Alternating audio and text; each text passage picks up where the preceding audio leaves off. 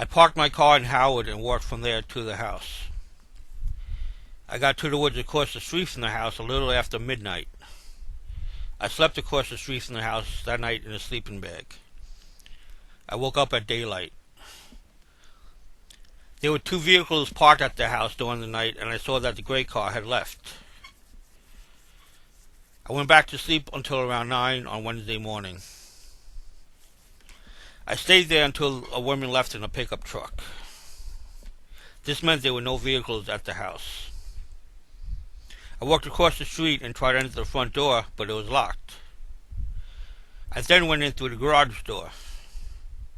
The garage door was not closed all the way, so I slid under it into the garage.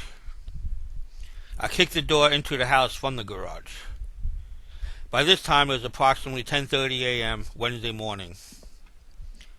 I looked around the house to make sure no one was there.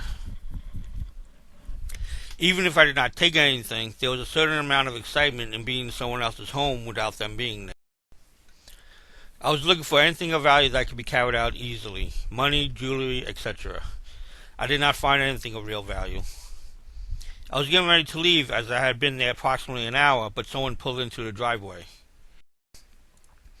I was in the back bedrooms when she entered the house and unable to exit without breaking a window and trying to jump out.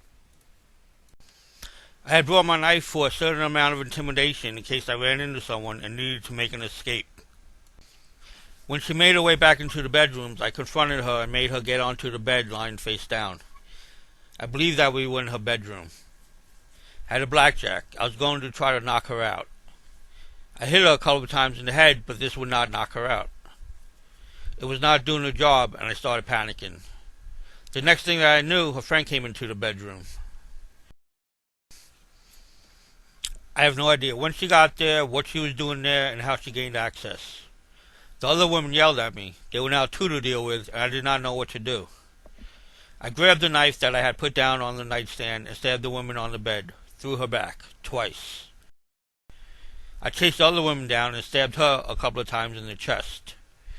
Instead of running out of the house, she had run into another bedroom. I believe this bedroom was for a girl due to the contents of the room. I then went to the other bedroom where the first woman was located and stabbed her a couple more times. I could tell both women were now dead. At this time, I was in a state of total shock.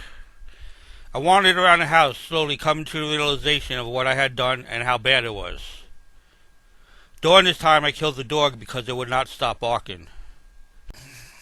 After a while, I came to the conclusion that I was going to dispose of the bodies and burn the house down. At first, I thought about loading the bodies into the vehicle, driving it into Foundation Park Pond. I would swim away as the vehicle sank, but I felt that it was too cold and I might not be able to make it out of the water. I decided to process the bodies and dispose of them inside of a tree that I knew was hollow. I took the bodies into the bathroom and began processing the bodies to dispose of them. I used garbage bags from within the house and placed the bodies inside. Once I had finished processing the bodies, I moved the Jeep into the garage to load up the bodies. I still had a couple of bags to load up into the Jeep when I heard the children come into the house. I confronted the children and the girl instantly ran to her bedroom. I stabbed the boy in the chest a couple of times. I ran into the bedroom after the girl to make sure she was not on the phone for help. I saw the girl was not on the phone, and I could not bring myself to kill her. I did not enter the house to kill those people. I did not know a single one of them. I did not know their names, and I did not know who all lived at the house. I chose the house to break into because there was not any close neighbors, and I noticed the garage door was ajar. I chose the house the day before.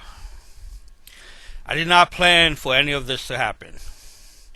I did not want to kill anyone, and I tried to just knock the first woman out so that I could be able to escape. This was not working. A second woman showed up, and things quickly spiraled out of control. They kept escalating, and I was panicking.